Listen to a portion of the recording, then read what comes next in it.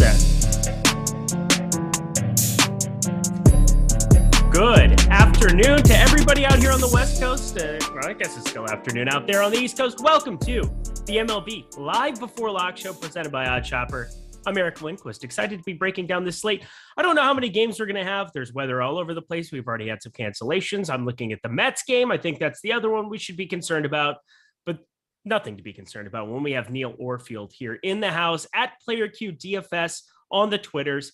You probably know him from the High Stakes show over here at Awesemo. He's been doing a fantastic job. Episode 10 coming up very, very soon for the hostess with the mostest. How you doing, my dude?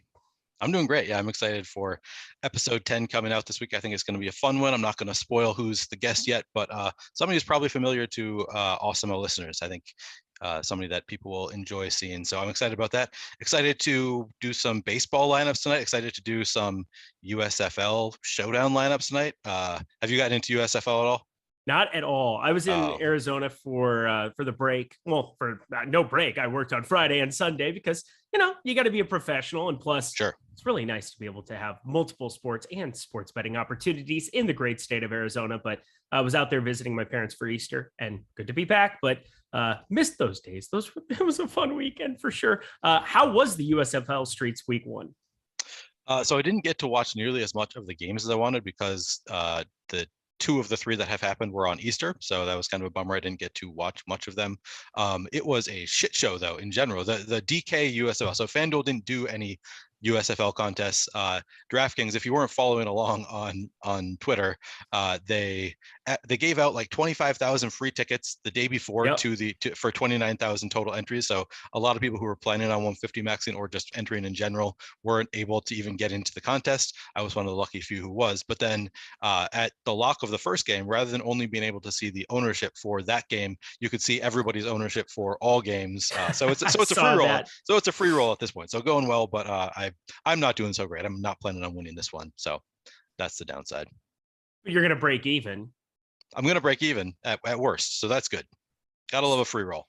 Yeah, you shoot for the moon. This is like playing hearts your bridge action. You're shooting for the moon with no problem. You had me with hearts. I've never played bridge. Hearts as well. Yeah, hearts. I was going to say you can shoot the moon there and the old hearts as well. I was trying to figure out which segue to throw in. Forget, you're a Minnesota folk. We played all the card games growing up. Pitch, cribbage was a big one in my family. I'm not sure if you partook in the old cribbage. I never played cribbage. I'm sorry. Such fire playing to 151. It's just an absolute blast. I'm a 75-year-old man doing data and analytics while I watch sports and cheer for my teams. You know what? It's all right. It's a good way to live your life. Smash that like button, subscribe button, so that I can be happier in my life going forward. That's for sure. But Minnesota Twins look great today, 8-3, the W there. I did see San Francisco, New York Mets did get postponed here as well. I was building NBA before the show, finishing everything up with that. Arizona, Washington as well. We knew that was postponed. Oh boy. So now we've got what? 1, 2, 3, 4, 5, 6, 7 games out of the 9 that we were going to have for this slate. Is that correct? That is correct. All right. Lovely. Well, we go game by game here. So take that San Francisco Mets one off the board here. I put that at the top because it had the weather concerns, but I digress. Just go ahead and remove that. Mike Awesemo in the house here behind the scenes did a great job this morning on the MLB Strategy Show. Greg and myself, check that out every morning. And then Neil and I, we're going to be taking you guys home before the NBA Deeper Dive and Live Before Lock. Let's get into it, shall we, my friend? Let's do it. All right. First game rater here. Tampa Bay minus 150 at Chicago Cubs here. I'm looking at this game as it's just fascinating because anytime Kyle Hendricks is on the mound, I'm automatically stacking against him. That's just how I operate. Lots of lefties here, but there's a lefty on the mound for Tampa Bay and Shane McClanahan that I find to be a pretty fantastic pitcher overall. 21.8% top 2 pitcher percentage, 24% ownership, about flat. But when you get guys like Benaya, guys like Luis Garcia, who's way more popular than he was earlier in the day, but specifically Frankie Montas above him there, you're not going to see as much ownership on guys like this in the mid tier. Does that make you like Shane McClanahan a little bit more on the mound today? It does. I mean, he's much lower owned than Frankie Montas in particular, and Sean Manaea to some extent as well. So yes, the lower ownership does make me like him better than those guys. He still is a negative leverage play on this slate on DraftKings, projected for, as you said, 24% ownership. Top two pitcher, 21.8% of the time. Top two value, 18.4% of the time. So he's not quite as contrarian as I would probably want to get to in one lineup. But he's going to be part of my player pool in my 150 set. I'm going to be greatly putting a cap on my Frankie Montas exposure. I'm still going to play some Frankie Montas, but to get to more of these guys that, still have the upside, but aren't going to be getting nearly the same ownership as Frankie Montas. Well, let me ask you this then. I mean, the FanDuel pitching board is pretty fascinating. Are you playing both sites today or just DraftKings? I have not really looked at FanDuel yet. I think I probably will end up playing it. So let me pull up the top pitchers tool for FanDuel real quick. I mean, it's just an interesting talking point because you get a 9,200 Shane McClanahan. It's a one pitcher site. I think what I'm really looking for now is when we can kind of predict who's going to be stretched out and who's not in some of these spots, it becomes a spot where maybe I'll overinvest a little bit on a guy over on FanDuel where I might not over on DK. But we saw 85 pitches out of McClanahan, 68 in his first outing. Some of these guys are starting to see larger pitch allotments here. I think this is a Cubs team that has some better offense than I was expecting, specifically Suzuki. My God, what a start. Yeah. But looking at McClanahan over there, I think 85, 90 pitches against the Cubs offense, I expect to be kind of a strikeout heavy team long-term. I think McClanahan's a guy that I might overinvest in on FanDuel. Does that kind of make sense to you? Yeah, that makes a lot of sense to me. Just looking at only project for 4.5% ownership. Yeah. Who knows how these things will change as maybe they'll adjust more now that we've lost a couple games. Maybe we're not at the final ownership numbers, but currently it looks really good. Yeah, projected for 4.5% ownership. He's the top pitcher 9.1% of the time, so double his ownership level. I really like to see that on FanDuel. So yeah, I would definitely want to be overexposed to Shane McClanahan. This is a spot where I would be tempted to full fade Frankie Montas. And I think I've said this, I don't know if I said this on our show last week. I said it on one of the shows last week that every time I've done that, I've seen a spot that a pitcher looks so bad relative to their ownership. I full fade them and then they throw a no-hitter and it's always their best game of the year. So this is one of those spots that I would be tempted to do it, but with the warning that has never worked out for me, full fading a pitcher. I recommended Zach Wheeler yesterday, Neil. It can always be worse. It can always be worse. Damn you, Philly people. Was he on the early slate? I played the early slate and did not really follow it because I was doing Easter stuff all day. So I mean, I only had 48%. I mean, only. I mean, it was double the field on. Well, not even. He ended up higher on than I expected, around 30%. If I had known that, maybe that would have been a little bit different. But such is life. You embrace some of the risk when it's an arm you believe in, and maybe the velocity being down for him is a major problem. Oh, look at this. As I say that, we get the Tampa Bay Rays lineup. I'm going to quickly, as I'm pulling that up here, because it's being a little bit slow on my end, I just want to shout out everybody there in the chat. Good to see the usuals. We got Carlos Manzo, of course, Awesome Yo behind the scenes. So my guy, News Guide, coming in. He's here to help us all out. MLB, lots of news, not the same way as NBA, where it's we got to have it immediately and react to it. A lot of times you're getting postponements, you're looking at weather, you're doing a lot of those type of things. So really nice to see our guy, News Guy, going to be taking care of us all season long here. But I was just talking about it here a second ago. Let me find it. Tampa Bay Rays lineup looks exactly like you would expect against a righty and Kyle Hendricks. Winds blowing out to right field. I don't know. I feel like the Rays are just a team that I'm going to get to an absolute ton of here. I can't believe the ownership share is only around 7.9% with wind blowing just slightly out to right, more across the field at the moment. But with guys like Wander Franco, Brandon Lau, Randy Arozarena, G-Man Choi, 3.8K over on DK, and Josh Lau, who I expect to be a lot better than he's been of late here. It's a team I'm rostering a lot. How about you, Neil? Yeah, in the crunch that I just ran, it looks like they are a team that I'm going to like. And just looking at the top stack score, they look like a team that I'm going to want to get to. I like that they have a little bit of positive leverage. It's not a ton. They're projected for 7.9% ownership. They're the top stack 8.8% of the time. But I love it whenever I can find a team that has any kind of positive leverage where the top stack percentage is that high. So I think that I'm going to want to get over the field on Tampa Bay, probably not go overboard. They are the top value stack only 5.5% of the time. So that's a little bit lower than their ownership number. But yeah, I still think that they're just such a dangerous lineup that I generally like playing Tampa Bay anyway. And on a slate where a lot of people are going to be drawn to the Phillies, gives you an opportunity to play them at relatively low ownership. So I'm definitely going to want to be getting to full Tampa Bay stacks. And then, as you mentioned, they've got several great hitters in the lineup that you just love to have in there as one-offs or as your secondary stack, 2 or 3 players from the lineup in your stack. So yeah, I'm going to have a ton of the Tampa Bay batters across my lineups. Is it really 38 degrees in Chicago today? No Why idea. do people live there? I mean, you're talking to me. I'm in Minnesota, so I know you are. I can tell you that I'm from from Sioux Falls. I mean, I know, I'm aware. But you moved away. 18th. It's 36 here. I moved away, and I told myself I'm never going to move back to Minnesota. And then like 10 years later, I moved back to Minnesota, and it's 36 degrees here. What day is it? It's tax day. Is that what you're bringing up? Oh my God, I put my checks in the mail. I hate everything. Yeah. Maybe that's why I'm upset. I didn't know why I was upset, but I should have known because that was a brutal afternoon. But here we are. Shane McClanahan, he's popular enough. I think there's viability to stacking up against him. But I mean, the main reason I want to talk about this Cubs team is you get guys like Contreras. Zingino 4.7K. That's pretty expensive over on the DK slate for the 8-hole. An all or nothing hitter. I mean, just an outrageous amount of power. We know that. Also going to be a striking out guy. Kyle Hendricks does not miss bats. That's useful. But the Cubs side of it, Madrigal, Contreras, Schwindel, but specifically our boy Seiya Suzuki over there up against a lefty. Yan Gomes making his way in there.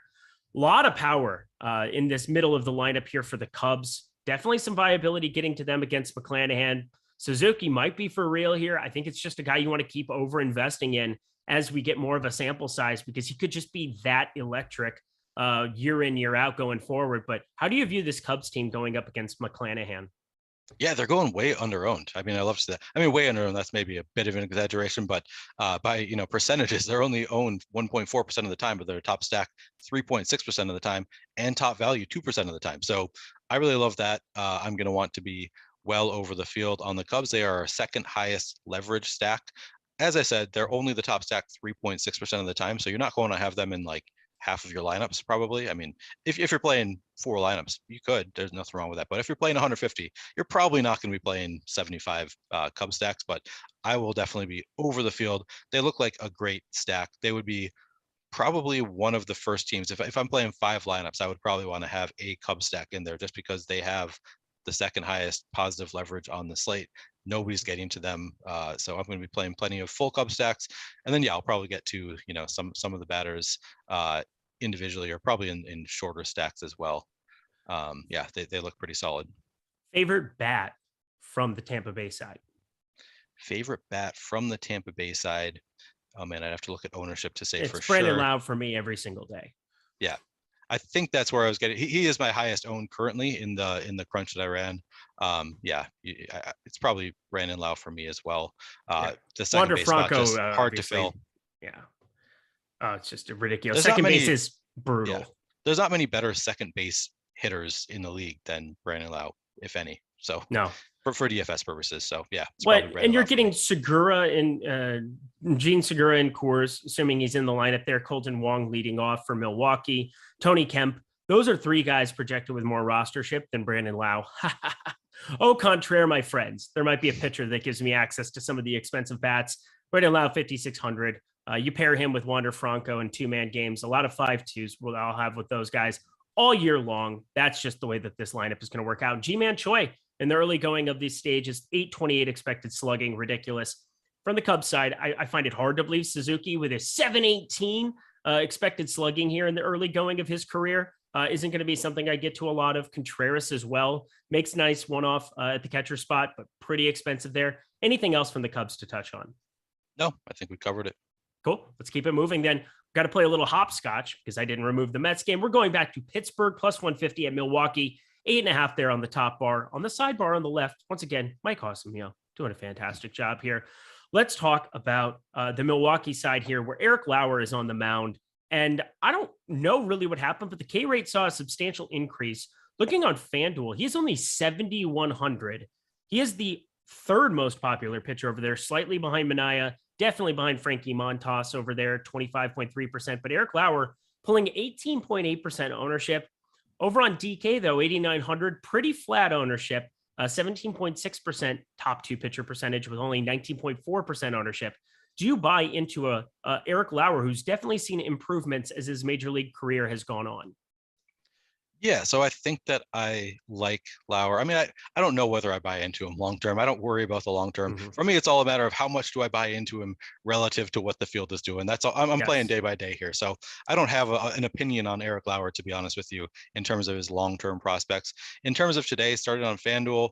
He doesn't look great relative to his ownership, and he's playing Milwaukee in Milwaukee. Don't love that for him, so that's a little bit scary. Project for 18.8% ownership, top pitcher 8.4% of the time, top value 11.5% of the time. So starting on FanDuel, I like him just fine, but I'm not. I mean, he's obviously way overowned on FanDuel, so he's not going to be a priority for me. On DraftKings, he looks like he's a little bit more neutral in terms of top pitcher tool. He's owned 19.4% of the time. He's a top pitcher 17.6% of the time. So slight negative leverage there. And then only the top two value 10% of the time. So at 8,900, I don't know. I'm gonna have trouble getting there too much. He's not gonna be one of the pitchers that I'm aiming to get to if I'm playing 5-10 lineups. In my 150 set, I'm sure I will have some because I like to spread it out a bit, but he's not somebody that I really want to get to today. All right. That's fair. That's fair. Well, on the other side of it is a pitcher that I don't have a lot of interest. Zach Thompson here. He's a guy with a 21% K percentage last season in a large sample size, nearly 1,200 pitches, 3.65 xERA. Seems like he's all right in this regard here, but I can't imagine that I'm going to land on any shares of him with just a 5.5% top two pitcher percentage and 4% ownership. Is that a guy that you find to be interesting at all? I mean, yeah, he's interested me again just because of the top pitchers tool. So I ran 500 crunches, capping all pitchers at 40%. I got to 0 shares. So he's a pitcher that if you're using Fantasy Cruncher, you will need to force him in there. You'll probably need to raise his projection or lower exposure caps to other players. So he does not project extremely well. But again, I'm trying to. Where is he on the? I had him up on the. Oh, okay, here is 4% ownership on the top pitchers tool.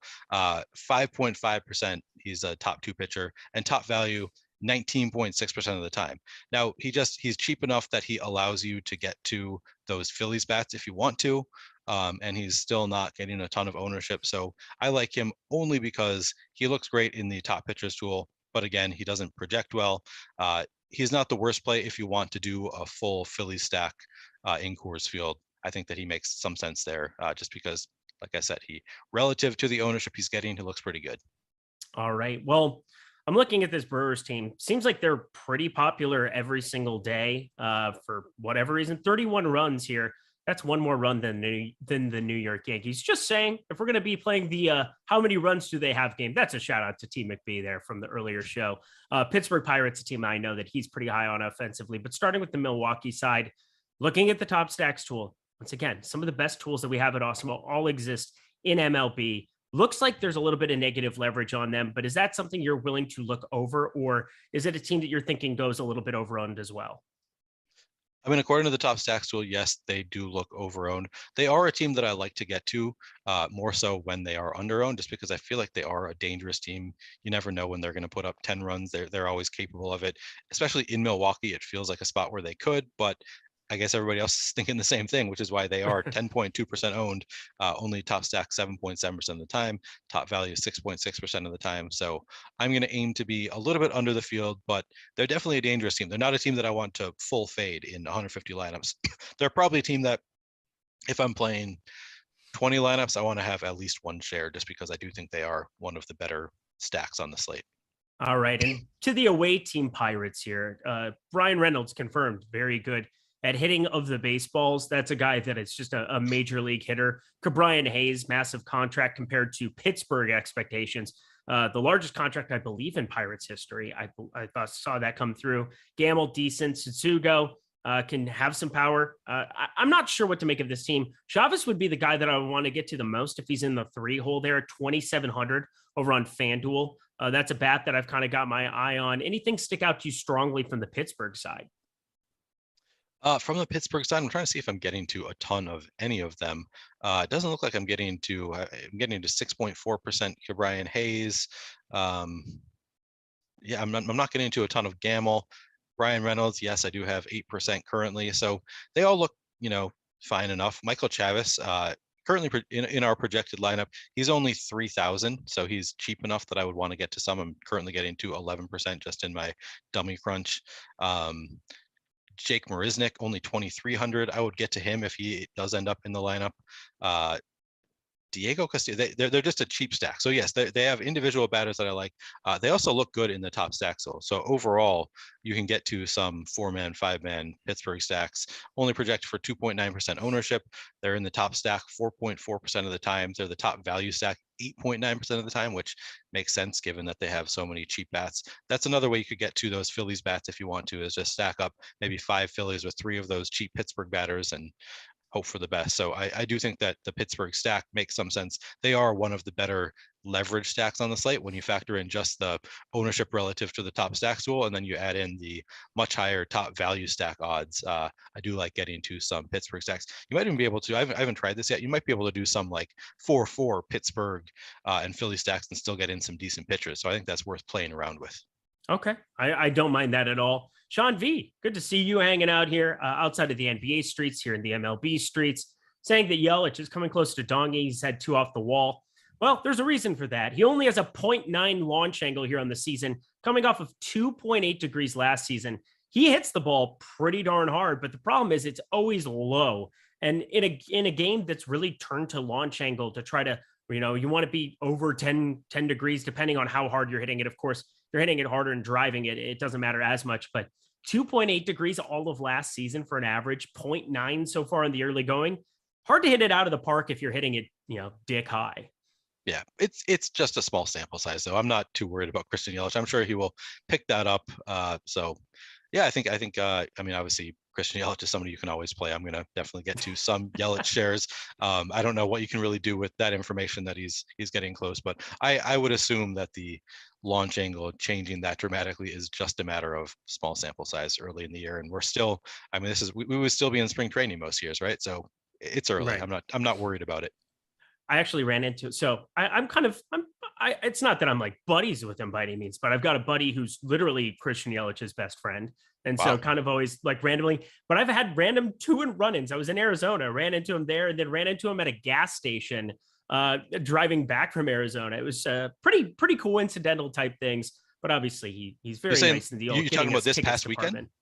No, this is like 3 weeks ago. This was right before the lockout was over. Ran into him at a gas station, made him take a selfie with me because, we know each other, but not like super well other than through our buddy Cameron. Shout out Cameron if he's checking us out here. Did he tell you that he was going to try to become a singles hitter instead of a homer hitter? I just asked how his back was. What's he going to say? Bad? Like, I was like, hey, how's your back? He's like, oh, I'm doing well.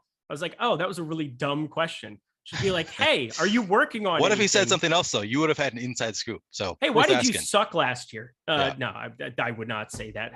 Please don't clip that and send it to him. That's all I know. Let's keep it going. Anything else from this game for you? No, I think we've covered it. I love Christian Yelich. He's a nice human being.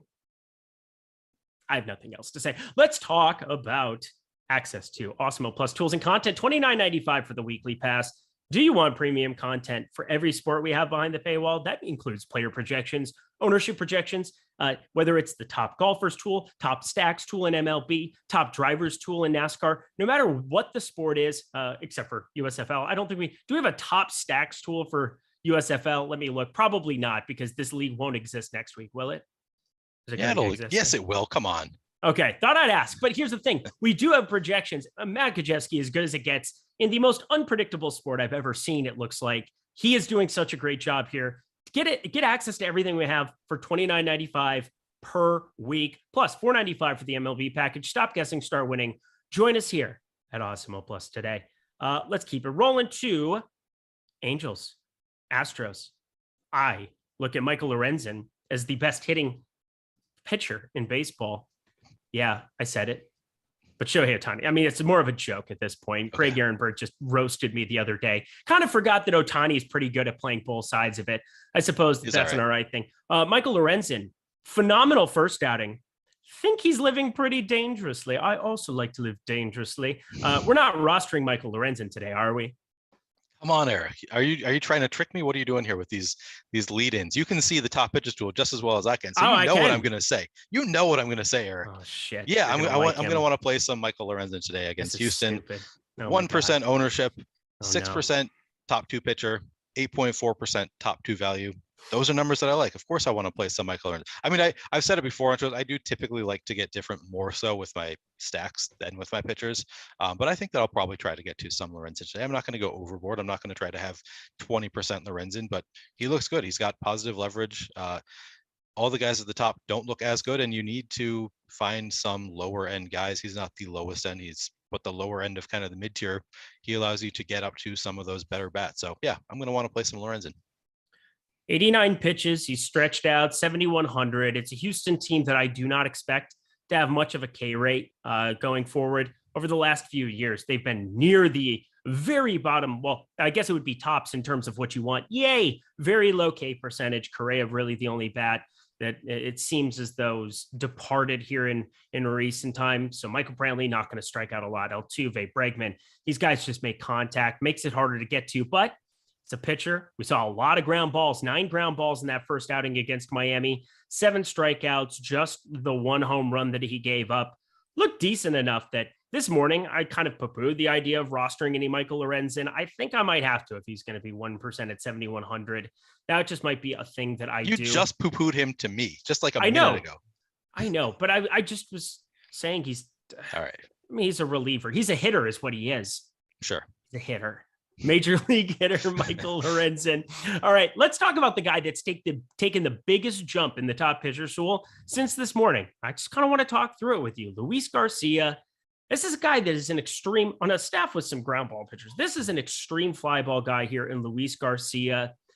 I don't know what to make of his gigantic jump here in terms of the top 2 pitchers percentage. I'm assuming that's the Mike Trout injury. I'm assuming that has to be what we're looking at here. Having no Mike Trout in that lineup and the difference between him being in and him being out. That's a gigantic jump just because of one hitter, but it makes sense when it's, arguably the best hitter in baseball when healthy. 25.7% top 2 pitcher percentage. He's going under-owned, the most dramatically under-owned guy on the board, according to our tools now. I mean, you're all in on this guy, right? I mean, yes. Okay. You understand me now. You understand the way I'm figuring you out. I'm figuring you out. Yeah, you're figuring me out. It. Yes. I like him. He looks great. He is low owned relative to all of the high-end options. I guess he probably could have gone up too, just because we lost a couple of games. So we have lost 4 starting pitchers on the slate. Maybe that accounts for some of it, but yeah, he's got great leverage right now. He is not a top 2 value a ton of the time, only 11.8% of the time. So a little bit negative relative to his ownership there, but you care more about the top 2 pitcher, I think, than the top 2 value in general, because you just want the points. So yeah, I'm gonna play some Luis Garcia. I'm probably going to want to be above the field. If this holds, I would want to be above the field for sure, with the 17.4% ownership, 25.7 top 2 pitcher on DraftKings. He looks great. Yeah, love playing, not having to face Mike Trout. That's a bonus. It's a definite bonus. Cola, Mike Moustakas 2.2K. I think he could be free right now, and I probably wouldn't roster him. Just throwing it out there. We'll get to that game here in a second, but let's stay here. Luis Garcia. I said it's so strange. Framber Valdez, one of the most extreme ground ball pitchers. Luis Garcia, the opposite. Throws the ball gets hit in the air. There's definitely, I mean, if he's going to be more popular, he wasn't 17.4% this morning. He's a little bit more popular as it stands now. This Angels team, absent Mike Trout, yes, it's worse. There's no question about it, but you get another cheap bat in the mix. You get an opportunity to maybe get some more aces in your lineup. You still have Joe Adell batting 7th. Taylor Ward, not good, but he's 3,700 and been decent in the early going of this season. Anthony Rendon, maybe there's a resurgence there. And of course, Shohei Ohtani, one of the best hitter in baseball for the last, year. Him and Vlad Guerrero, 1A, 1B in some capacity.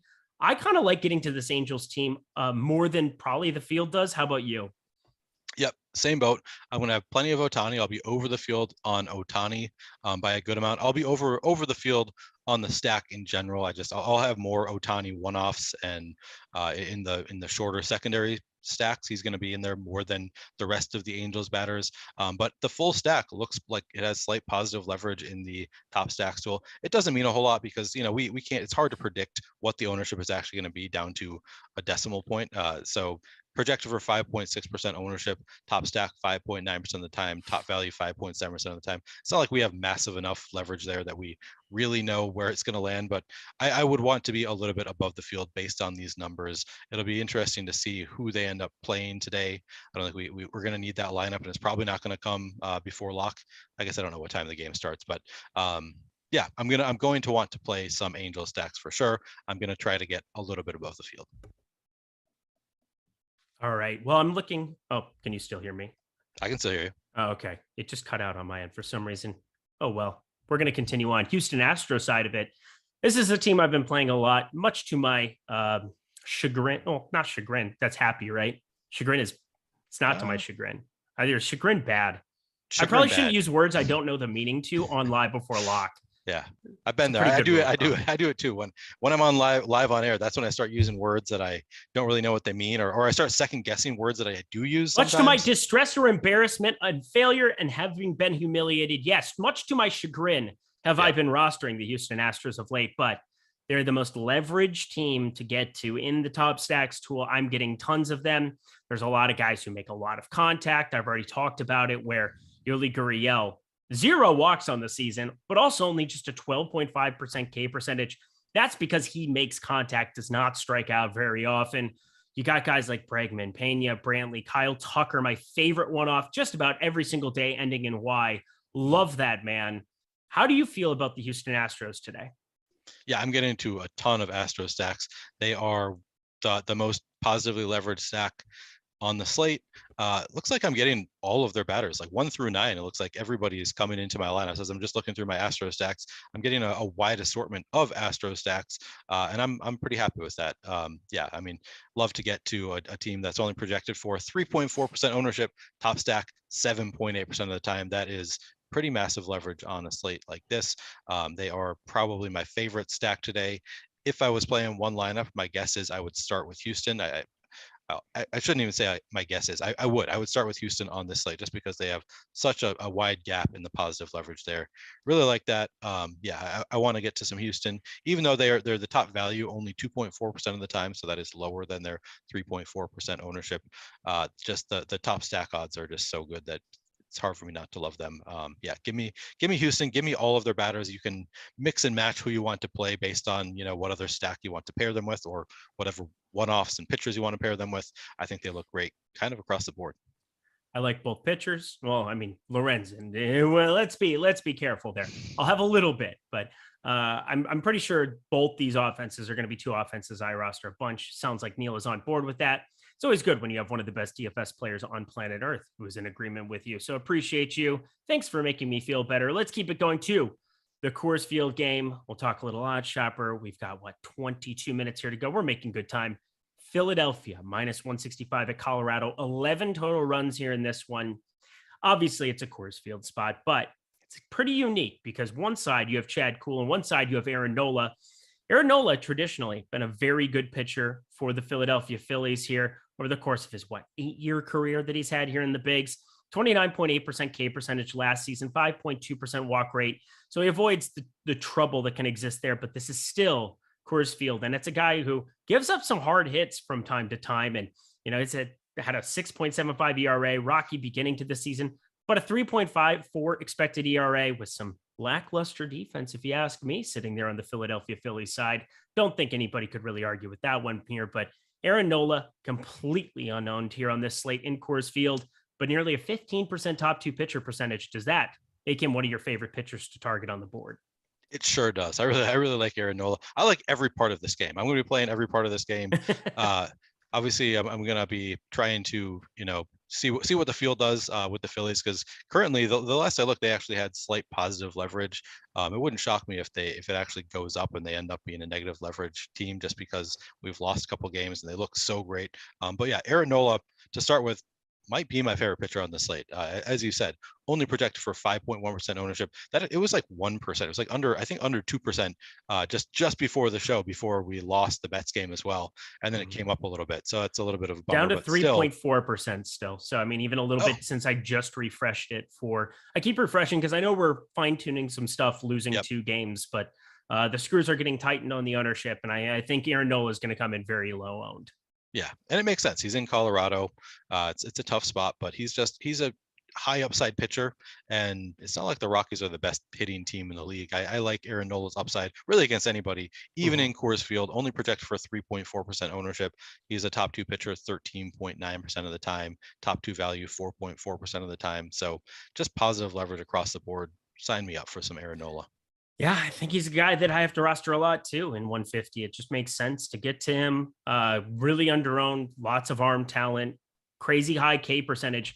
These are the kind of guys that in Coors Field, you kind of have to just embrace it. And the nice thing too, he seems like a guy, just a veteran, only 28 years old, but has been around forever. I don't think this is his first rodeo. I think he'll have the ability to navigate this Colorado lineup that I don't think is all that potent top to bottom. So I think Nola's a guy, it makes a lot of sense to get to more than your fair share of him.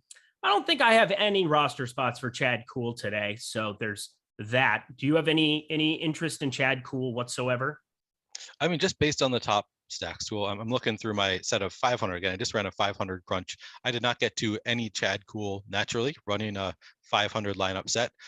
So he's not somebody that you're going to get to naturally. He does not project well. It is a Coors game. I'm going to be playing a lot of the Phillies against Chad Kuhl, both as one-offs and as full stacks. But he looks great in the top stacks. So only projected for 1% ownership. He's a top 2 pitcher 3.9% of the time, and a top 2 value 13.6% of the time. So that's some pretty massive leverage there. I'm going to play some Chad Kuhl, and I'm going to just not watch the game. If I get too far over the field, I'm just not going to go in blind. But he looks great. I mean, what else can I say except 1% ownership? How do you not love that? Yeah, well, you put the blinders on. I can't. I don't know how I do it, but I will say, most popular stack. I mean, we're talking Coors. We got to talk offense, and there should be some offense in this one. Philadelphia, 25% chance of being the top stack on the board today. 1.5% leverage. There's still leverage on this team. And, a quarter of the time this ends up working out as the optimal stack. Some slates are just like, oh, whoa, that seems like a team that's going to come in 30, 35% owned, but it doesn't seem like that's the case. There's individual hitters that will surely get a lot of rostership, but there's also some cheap guys that could end up in this lineup. We don't have it yet, but we're going to have guys like Camargo that has an opportunity to be there. Didi Group. Well, Didi's expensive here now. You've got Muzi. I'm not even going to say his name. Muziati. Is that correct? He's going to be 2,600. Both of those guys give you some savings. You're going to be going cheap with pitcher, and I have one cheap pitcher that I do like coming up here in the West Coast games. I think there's an opportunity to get to some of these big boppers more than I did this morning. Are you with me? Absolutely. I'm going to be playing a lot of Phillies bats. As you said, there's positive leverage. We just got Oakland's lineup. There is positive leverage on the Phillies, even as a full stack, which surprises me. Given how much ownership they have, usually you look at the top stacks tool, and if a team is getting 23.5% ownership, they are going to be a negative leverage spot. In this case, they are under owned according to the top stacks tool. So love to see that. I will have plenty of Phillies players, full Philly stacks, 5-man stacks, maybe even I'll do some 4-man stacks, get a little bit weird with it. And I'm going to have probably top to bottom a lot of Phillies players. Just looking at my my crunch that I ran of 500 lineups, I limited the number of stacks I would get to like 8% Philly stacks in my primary stacks and like 14% in my secondary stack, something like that, just to kind of see where the numbers would come out. And I was still getting to, so with that those limitations on 40% Bryce Harper, he just projects so well that I get to a ton of Bryce Harper one-offs. He's in presumably all of my secondary stacks or the majority of my secondary stacks, my primary stack. So getting to 40% Bryce Harper. I also put a 40% cap on all players. So I could not get more than that. I got 40% Bryce Harper, 37.2% JT Realmuto, 33.6% Johan Camargo, just getting Kyle Schwarber 14%, just across the board, getting a lot of Phillies players in my stacks. So yes, I have interest in playing Phillies batters. It is a great spot in Coors Field against Chad Kuhl, who, even though I'm going to play some of him, I don't think is a great pitcher. I definitely have plenty of interest in the Phillies on DraftKings. Well, how about the Colorado side? Because there's individual hitters, CJ Crone, Ryan McMahon, Connor Joe, of course, has been popular a lot. Charlie Blackmon. At the same time that we really like Aaron Nola, he's not the most popular guy to be stacking up against.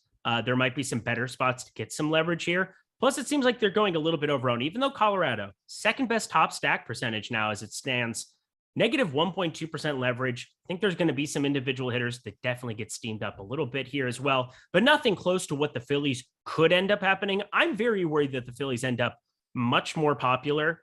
That's making Houston and LA really two teams I want to get to quite a bit, both iterations of LA, depending on your site. But how do the Rockies stack up for you today? Yeah, so they're also getting to a lot of my lineups in just that first crunch that I ran, which I'm going to be editing that crunch greatly. So it's not like this is the final. These are the lineups that I'm playing, but just to get an idea of the kind of players that make it into my lineups, I am getting to 20% Randall Grichuk, 17.4% Connor Joe, 12.6% Ryan McMahon, 8.8% Crone, 8.6% Hilliard. So I'm getting to plenty of my Colorado batters in my lineups. As you said, they have slight negative leverage. It's not like it's massively negative, though. They're still the top stack 9.2% of the time, top value 9.4% of the time, and their ownership is 10.4%. So a little bit negative leverage there, but I'm going to get to, I don't know, probably I'll shoot for 7-8% Colorado stacks, full stacks in my lineup. So then I'll probably have plenty of Colorado as secondary stacks and one-offs as well, just because they're going to project well even against Aaron Nola in Coors Field. Yep, I'm with you. It's a spot to just have some offense here. I'm going to be playing some Nola. I am not going to come within a country mile of Chad Kuhl, so that's cool. That's not cool. If being your Pence is cool, consider me Miles Davis. You know the movie? Billy Madison. You're the best. You're the absolute best. Just like OddsShopper is the best. Make your best bets in 30 seconds or less. My God, the rapport is off the charts now. Minnesota representing. But OddsShopper features hundreds of bets daily. We have NBA going. MLB is coming very, very shortly. Right now, we've got some futures odds that are posted. We have some opportunities for you to possibly look at those. But NBA, NHL, that's where you can definitely make your hay over on OddsShopper as it stands right now. Plus, PGA coming here. Oh, PGA is starting to really get fired up over on OddsShopper as well. It's in beta mode. We've got it available up there at the top. Golf bets, really fun to add to the card as well. Cameron Young, he was sticking out big time on OddsShopper. Almost got it done for all of us that bet him. Top 5, top 10, both of those cash. That was nice money, but check out the golf bets here too as we continue to fine tune that product. OddsShopper, I'm telling you, 30 seconds or less, you'll have NBA bets. I know they're going to be talking about it constantly on the NBA shows, but they should because they make you money. I was over in Arizona. I had access to sports betting. It was free 99. And the best 99 is free 99. That's what OddsShopper is to you. Plus, it will make you money. So stop guessing, start winning. Join us at Awesemo. But most importantly, check out OddsShopper. It is fantastic. The parlay builder, too, for prize picks. If you're here in the great state of California, you have the opportunity to still play props. Use OddsShopper to help you. All right, 3 games to go here. We got 12 minutes, but we're professionals. We can get this. Yeah, we can get this done here. Next up that I have on the board, Baltimore Orioles at Oakland Athletics. And if I were to tell you the Oakland Athletics led all of Major League Baseball in runs, would you believe me? Yes, I would, because I read it earlier today too. Well, there you go. They do. I wouldn't lie to you. I would never lie to you. Spencer Watkins, I'm not lying to you when I say might be the worst starter in all of baseball. Frankie Montas might be really, really good. 2 different pitchers, 2 extremes here. You're not the sickest person on planet Earth and trying to roster Spencer Watkins, are you? You know that I am. Of course I am. Oh, Spencer Watkins. Projected God. for 1% ownership. He's a top 2 pitcher 2.9% of the time. He is a top 2 value 15.9% of the time. Those are great numbers. No. He is the cheapest starting pitcher on the board today. Allows you to get to constructions that no other pitcher is going to allow you to get to. I know he's going against that known powerhouse, the Oakland Athletics. Remember last week when I told people to play the Athletics? Yeah. And then they scored 14 runs and you shoved it in my face. Yeah, I'm aware. I mean, what are you going to do? That was just a great call. Not really by me, by the top stacks tool. It's the same kind of, but no, the Oakland Athletics are not a powerhouse offense. Spencer Watkins is the cheapest pitcher on the board going up against a bad offense in the Oakland Athletics, despite what has happened so far this year. And he's only one. Most importantly, perhaps he's only 1% owned. So yeah, I would like to play some Spencer Watkins to allow me to get to some of those other. You compare him with Kershaw and still get to some decent stacks because he's so cheap. So I have some interest. Frankie Montas, go. The opposite. He is a good pitcher in a great spot, but he is 55.1% owned right now. His projected ownership, 55.1%. He's a top two pitcher only 25.5% of the time. He's a top two value 29% of the time. So yes, he is in a great spot. He is one of the top two pitchers, the third most of any pitcher on this slate. So he's likely to do well. He's only 7,300. It makes sense that he's chalky, but this is baseball. Anything can happen. It wouldn't be shocking if he is not one of the top five pitchers on the slate, and he's getting 55.1% ownership. So I am going to want to limit the amount that I get to Frankie Montas and understand that there's a good chance that it's going to bite me, but over the long run, you keep making decisions like this where you limit the guys who are overowned, it's going to pay off. So I'm going to want to be well under the field on Frankie Montas if he does get up to 55%. Yeah, his ownership's starting to come down a little bit over on FanDuel, where he's 9,900. Completely different type of circumstances there. On DK, he's 7,300. It's hard for me not to invest a little bit. But yeah, 55% is a very, very hefty number. It's a Baltimore offense that just got done playing in Camden. And it's weird to say, considering Cedric Mullins' only 2 home runs that got hit there by that team at home. I mean, that ballpark could have just flipped on its head. Maybe Oakland isn't the cavern that it once was to them. Maybe it's a better ballpark now than Camden for some of these righties. I doubt it. I say that a little facetiously. I know the meaning of that one. So good job, Eric. I'm probably going to get to a few of these bats going up against Manaea. Anybody really stand out to you outside of Cedric Mullins, who will stand out to me just about every day from the Baltimore side, but only 3.2 implied runs, winds blowing out slightly to the left. I'm okay getting to a few pieces against such a popular pitcher like Frankie Montas, but just asking you specifically if anybody stood out to you. I'm not getting to a ton of any of them, any of the individual batters. Just looking at my 500 crunch, I max out at like 8% of Santander, Cedric Mullins, then down to 6.4% Jorge Mateo. But I do think that they actually make a lot of sense against a chalk pitcher who is he's not the best pitcher in the league. So I think that it makes some sense to gain some leverage on the field by playing some Baltimore stacks, and they have positive leverage. So I actually really like Baltimore today just for those reasons, because they actually have positive leverage in the top stacks. So only projected for 1.1% ownership as a stack, but the top stack 2.5% of the time, top value 6.9% of the time. So I do like Baltimore. I'm going to want to get above the field on Baltimore, even before you add in the fact that they are playing against the chalkiest pitcher on the slate. So you gain a little bit of leverage there. Yeah, it's a great spot. I'm going to want to be over the field. Again, I'm not going to want to play 20% Baltimore stacks, but I'm just going to want to get above the field at 1.1%, at least maybe 4 or 5 times the field. Yep, I'm with you. I'm going to get to a little bit of Baltimore, which is weird because do I expect it to work out very often? Absolutely not. They are the lowest in the top stacks tool, but there's leverage. And leverage with 150, there's an opportunity. And with great power comes great responsibility. And that's what we have. We must use the top stacks tool. Oakland, my God, are they overowned? The most negatively leveraged team that exists on the entire slate today. Only a 5.6% top stack potential. They might be a full fade for me. I've talked about Spencer Watkins, and it's not a guy that I believe in whatsoever. I literally just about had a conniption when you recommended a guy who didn't even get up to 60 pitches out last outing, partially because he sucks, but partially because maybe he just can't do it. Neither of those really matter to me. I'm not going to get to much of him, but I also don't want to be playing a super popular Oakland lineup that just came out and is not all that good. What are you going to do with Oakland? Yeah, it makes a lot of sense to full fade them. I'm probably not going to full fade them. I want to have some.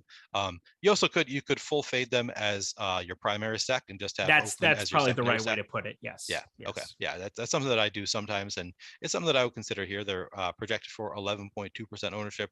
They're the top stack only 5.6% of the time. They are top value 11.4% of the time, so maybe they allow you to get to lineups that have good bats in your other spots and good pitchers. But yeah, they're not a great team. There might be a little bit of recency bias going into why they are the getting 11.2% ownership. I think a full fade is reasonable. It's not something that I'm planning on doing. I'll probably get to some Oakland if Fantasy Cruncher gives it to. I'm not going to intentionally full fade them, but I am going to expect to be under the field on Oakland just because they are a negative leverage. They're in a negative leverage spot here. Over 500 of you guys, I don't care if you're pre-gaming for NBA. This is MLB season 2, baby. It's time to go. I need you to smash that like button. 97 likes is shameful. I feel like I should be just let go on the spot for such a low like counter. But if you're not going to like it for me, like it for Neil Orfield. Like it for one me. Of the best. I need those likes. He does. I was attacked on Twitter today. You what? I was attacked on Twitter today. Somebody got mad about me posting a losing screenshot. Which is just like humble brag a little bit. Come on now. It's like, oh, I lost $2,000. I have $2,000 to lose. You don't. I think he didn't understand that it was a losing screenshot. He didn't. Yeah. Are you talking about the USFL? Goodness. I am talking about the USFL where I was in 7th place at one point with 2 zeros in the second half. Just talking about how bad everybody is at USFL right now. Like we just cannot figure out what to do with these players. We don't know what's going to happen, and that's literally everybody. Just like the lineups are not great, but apparently somebody interpreted it as a winning screenshot and was not happy with it. So people are great. That's the lesson. So give me some likes. The bottom line is I need some likes. I need some likes for him too here. We've got just over 4 minutes, 5 minutes to get going here. Long as we get out of here before 5:30 p.m. Eastern time, before we turn it over to the deeper dive NBA streets and then live before lock, you're going to want to stick around. You're going to want to hang out. The water's warm here. Enjoy. Hit subscribe.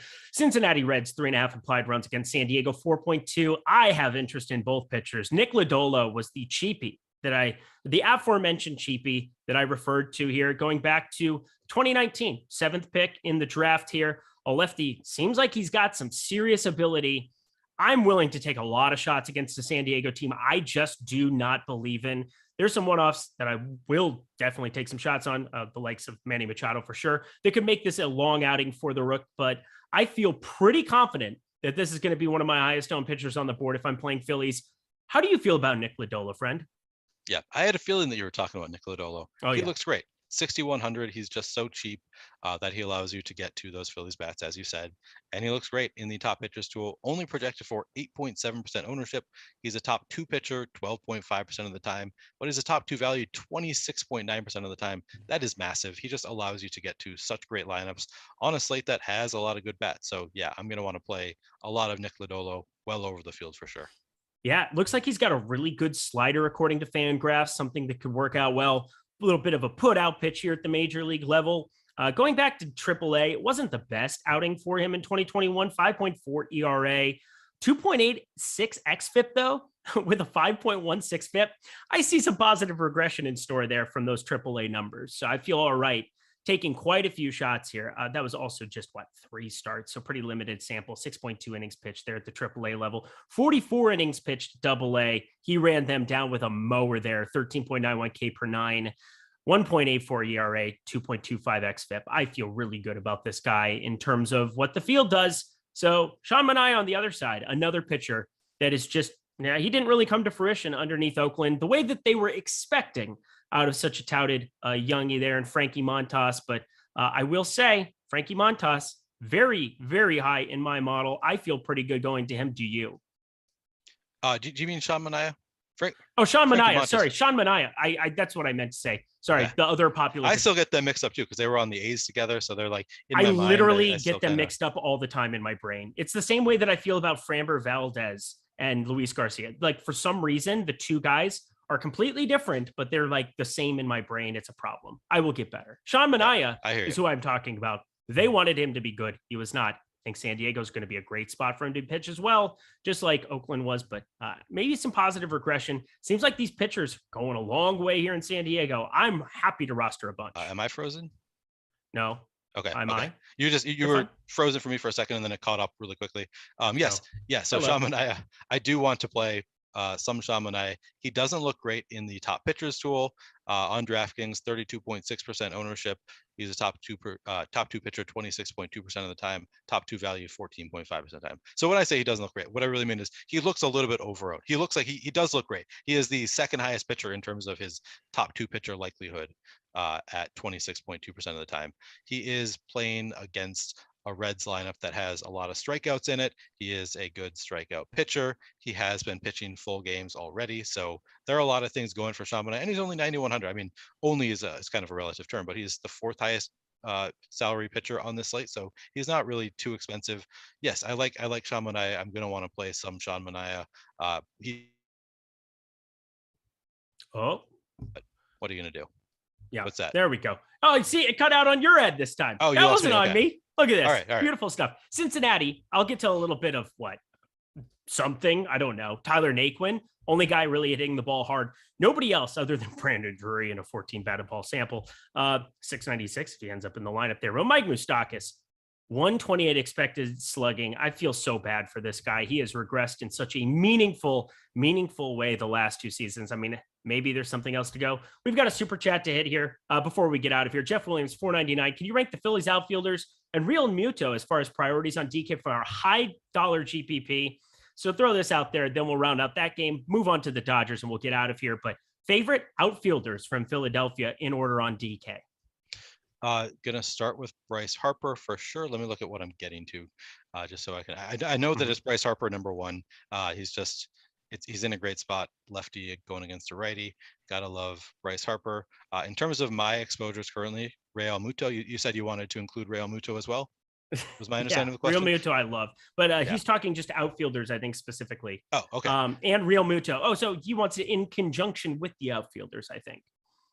Right. So I'm getting to Harper, and then I would get to Real Muto number two, Kyle Schwarber number three. So mine doesn't include. I had never mind. I had Johan Camargo at third base in there. Let me see who the actual lineup is for the Phillies now. Did this Muzziotti guy end up in the lineup? Because I don't even know anything about him. I gotta pull it up here. I'll pull it up as we're going. Again, we got one more game we got to touch on. We will do that very, very quickly. But let me pull up the Phillies lineup. Where did you go? Here it is. It's not going to be Harper. There we go. Schwarber, yeah. So Stott ended up in the lineup there in the 8-hole. Okay. So it ended up being Stott. No Didi. You got Vierling there at 2.7K outfield only. He's going to be the other outfielder. Okay. Yeah, it's going to be Harper, Schwarber, Vierling in that case. Alec Boehm, good luck. Best of luck. I hope to God he'll be okay, because that looked pretty unfun, what we saw out of him here. But Cincinnati side, not that intriguing, negative leverage. Same thing with San Diego, even more negative leverage to be looking at there. I think you can play some Machado. Anything from San Diego stick out to you? Not particularly. San Diego, yeah, like you said, it's pretty massively negative leverage. I'll probably get to some one-offs. Definitely I'll get to some Machado one-offs, but not in a great spot. They are just going over-owned. Cincinnati is actually the one that you mentioned that there is negative leverage. There's slight negative leverage, but they are the top value stack 22% of the time relative to their 3.1% ownership. So you can do some interesting things with the Cincinnati batters just because they are cheap enough that they allow you to get to some pretty good secondary stacks or high-end pitchers. So they do look good from a value perspective, allowing you to get to other spots, even if they are not going to be the top stack themselves. So maybe they're a more interesting secondary stack. Brandon Drury batting sixth, 2K flat on DraftKings.com. That's funny. He doesn't look Drewish. You got that one too? That was sure. You didn't get it, did you? I did not get it. Spaceballs. Oh, we almost had it.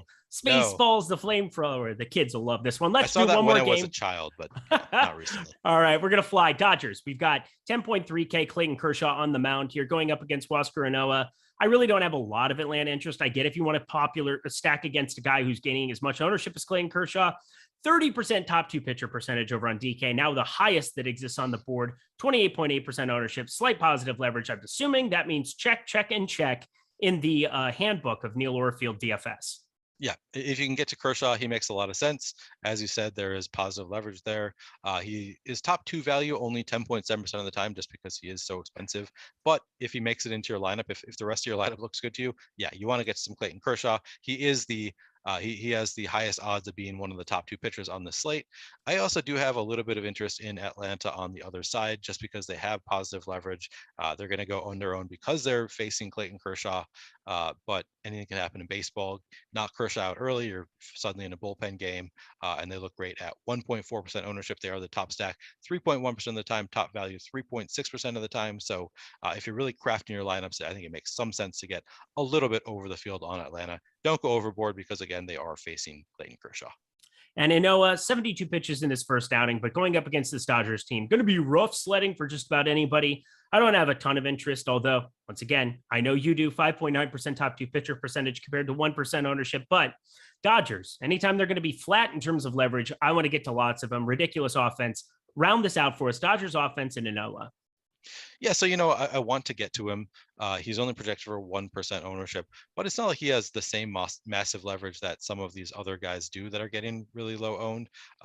He is 8,400, so sort of expensive for a guy that is only top 2 pitcher 5.9% of the time.